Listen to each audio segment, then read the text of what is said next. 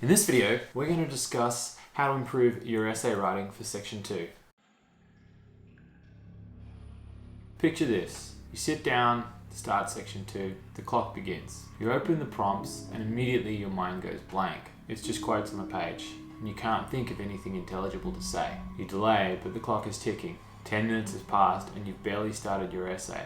It's a bit of a scramble, your thoughts are jumbled, and then bam, it's done. The buzzer goes, the section ticks over, and your half-finished essays are submitted with no way to rectify it. You really just bombed Section 2. Unfortunately, this is an all too familiar scenario for many GAMSAT candidates. Myself included, and many of my friends have been in this position. For the most part, we just put it down to not having any good ideas to write about. But the truth is, this idea isn't true at all. You really can't preempt what's going to be asked, and you know what, doing so isn't the point. Rather, the point of Section 2 is being able to construct a well-rounded and logical argument based off the facts that you're given. Now sure, you are drawing on things you already know, some broad knowledge, but you're not actually expected to know a whole lot about the task at hand. So with this in mind, when I sat down to begin for my last GAMSAT, I wanted to develop a writing style that allowed me to consistently write good quality essays regardless of the topic. I've always enjoyed writing, but my mind tends to work in a bit of a sort of a circular fashion. That is, I tend to go around the problem until I eventually uncover the underlying argument. This can be great for brainstorming sessions when you've got a lot of time, but it can be absolutely terrible when you're under a significant amount of time pressure. As me personally, I get lost down rabbit holes. And unfortunately, the more traditional high school sort of essay styles really just never worked for me. I just come up with a consistent case of the blankies every time I do it. I guess as a bit of a side, I do wonder if a lot of people who sit the GAMSAT, and particularly those with a bit more of a creative bent to them, have this same issue because they probably tend to think in a similar way. It can be quite helpful because you can see all the possibilities, but additionally, it means it's quite hard to be succinct until your thinking is fully formed. So instead for me, I wanted to find another way to do this. And the approach I developed allowed me to keep thinking in this sort of circular fashion, but still form logical and clear arguments when I was under time. Essentially, I followed the following structure when I was trying to build out my arguments. I'd choose a quote, and it would be only one quote, and I'd note down a couple of points about the person who might have said it and the time in which they lived. Then taking this knowledge, I would define what I believe the quote was saying. Next, I would consider what might have led them to say that. Finally, I would define what this means for us and possibly them. I get some freedom in how I'd structure my essays, but generally I would follow this formula. And I think the benefit of this was it allowed me to spend less time planning and more time writing, and I could uncover the point I was trying to make without having to know exactly where I wanted to go to begin with. So as you can imagine, when you've only got 30 minutes to write an essay, this is actually really helpful because you can start somewhere, you can still have a clear argument, but you don't need to know exactly where it's going to go yet. So I think the best way to do this now is let's sit and let's actually do an example.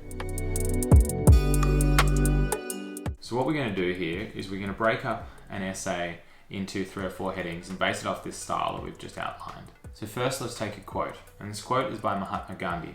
"If I had no sense of humour, I would have long ago committed suicide." Now let's start by defining what we think he might be saying.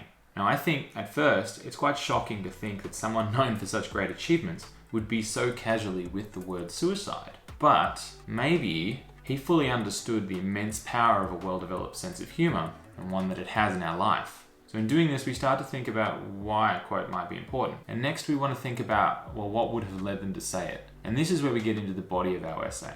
So if we consider the events of his life, Gandhi was born in India in 1869.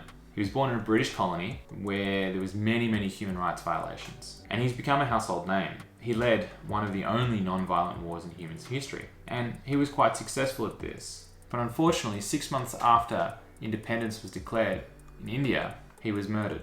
But interestingly, the resistance wasn't his sole life's work. He was educated in London and admitted to the bar at 22. So he was a lawyer.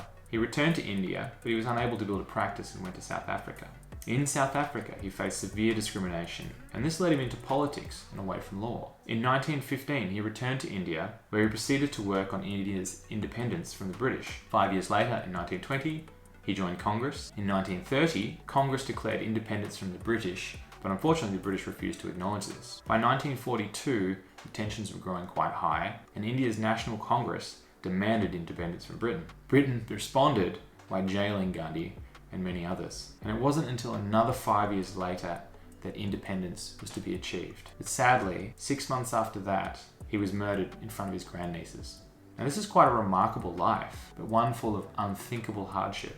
He was a man who faced extreme difficulties, but has somehow managed to overcome them. So we can think about what that meant for him and what that means for us. If we reflect on his life, we might actually begin to grasp the full weight of his words. Life is so full of tragedy and hardship that without humor, it's really not worth living. Because humor allows us to bear a heavy load, to provide that glimmer of hope, and in that moment, we can dissolve its impact. Now, look, of course, this essay isn't perfect, and really I'm paraphrasing from something that was written in full, but what I've attempted to do here is tell a story, elaborate on his words, and come to some understanding as to what might have led him to have said those things, and then why. But the great thing is you can come to this in a stepwise fashion, and you don't actually have to map out the whole essay to begin with. So, as I said earlier, it's a lot quicker, a lot more efficient. So we put this all together in terms of actually writing the essay. Pick just one quote, write down a few comments about it, the time, the person, etc. But then try and write what you think the quote is saying, what would have led them to say it, you put it into context, and then what that means for us. And that will allow you to flow into a nice, logical, well-constructed argument that's quite efficient and easy to do. Write 2 or 3 essays a week, get them to about 600 words in length, get feedback from as many people as you can, and actually take that feedback on board. And finally, be willing to be wrong and be willing to be vulnerable. And in doing that, you can take that feedback on board and you'll be able to improve. So thank you for watching. If you like this, please, I'd love it if you'd like the video, comment, subscribe, share it with your friends. I hope you have a great day. Looking forward to sharing more videos with you soon. Cheers, bye.